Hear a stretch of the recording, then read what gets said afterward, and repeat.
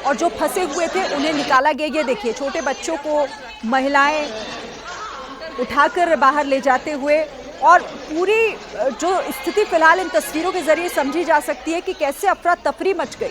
अब आग लगी कैसे है, कितने बड़े पैमाने पर लगी, नुकसान कितना हुआ, किस तरीके से, क्या कोई लापरवाही यहाँ पर देखने को मिली है, ये सब कुछ फिलहाल धीरे धीरे चीजें निकलेंगी। लेकिन अभी की तस्वीरें यही, और इस पर और अपडेट के लिए मैं विवेक आपके पास फिर से आऊंगी। कुछ और क्लियर हुआ क्या, कुछ और जानकारी मिली?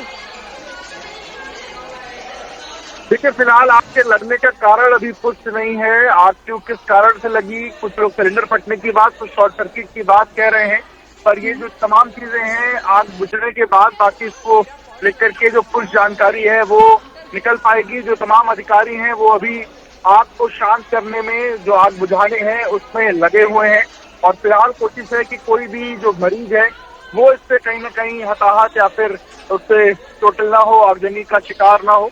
और फिलहाल उनको हटाने में और बाकी चीजें करने में जो अस्पताल प्रशासन की कोशिशें हैं वो है। थोड़ी ही देर में, और आपको बताऊं कि जो डिप्टी सीएम है ब्रजेश पाठक, वो भी लोक बंधु हॉस्पिटल जो है वो पहुंच गए हैं और वो स्थितियों का जायजा खुद ले रहे हैं।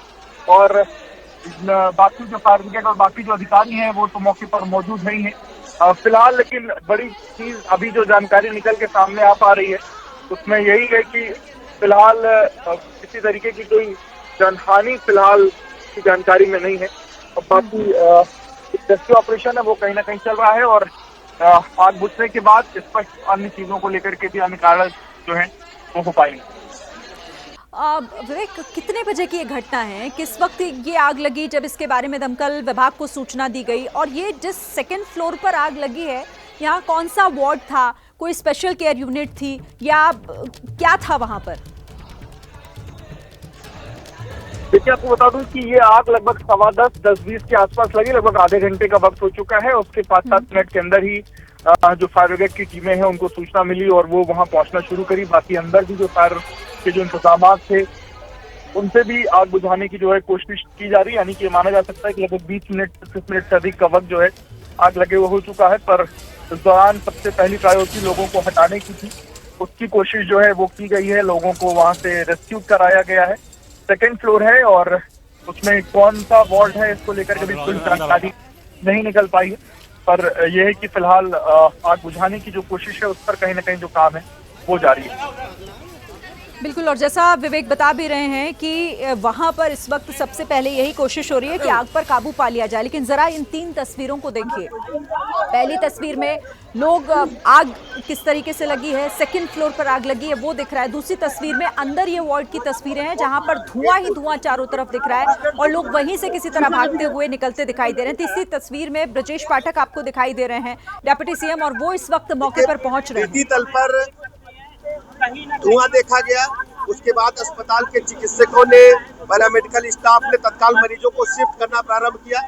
लगभग 200 मरीजों को शिफ्ट किया गया है और जिनका विभिन्न अस्पतालों में इलाज चल रहा है। केजीएमयू में सीरियस मरीजों को भेजा है, बलरामपुर सिविल में भी भेजा है।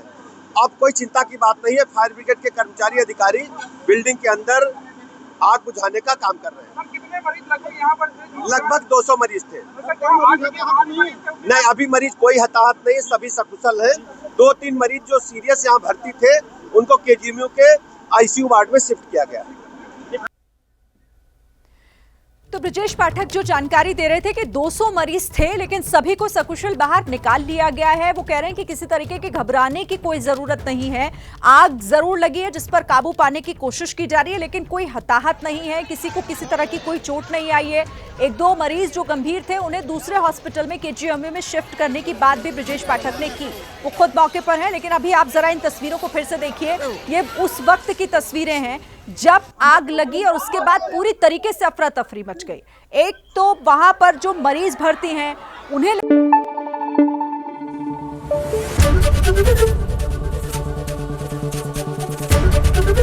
एबीपी न्यूज आपको रखे आगे।